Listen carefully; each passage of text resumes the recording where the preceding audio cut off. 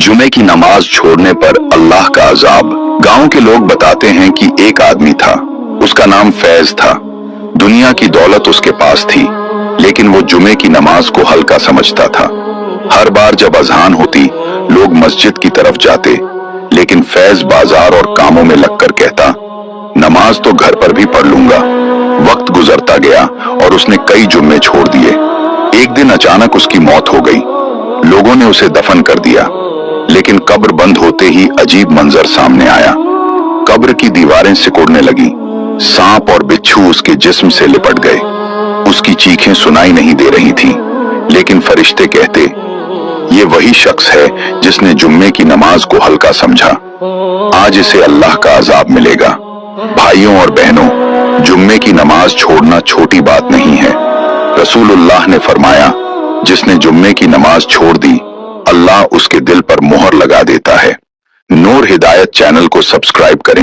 रात का वक्त था, कब्रिस्तान में सन्नाटा पसरा हुआ था। हवा में ठंडक थी और आसमान पर बादल थे। हर कब्र जैसे कुछ कह रही थी, कुछ बताना चाह रही थी। उसी कब्रिस्तान में एक नई कब्र बनी थी। एक नौजवान लड़का, हमजा, कल ही दफन हुआ था। दुनिया में सब कहते थे हमजा नेक था, मुस्कुराने वाला, सबकी मदद करता था, लेकिन कोई नहीं जानता था कि उसके अंदर नमाज की लापरवाही थी।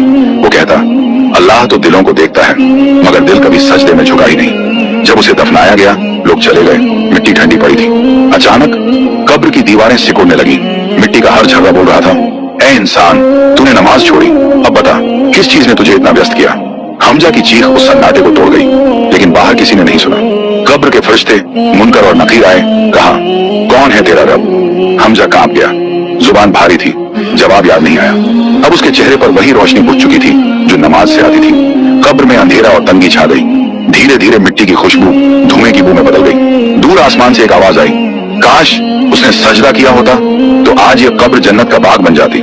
सबक, कब्र हर इंसान का आखिरी घर है। वो बोलती नहीं, लेकिन याद रखो, वो हमें पहचानती है। जिसने नमाज और नेकी से उसका हक अदा किया, वो उसमें चैन पाएगा, और जिसने दुनिया में लापरवाही की, कब्र उसकी नींद छीन लेगी।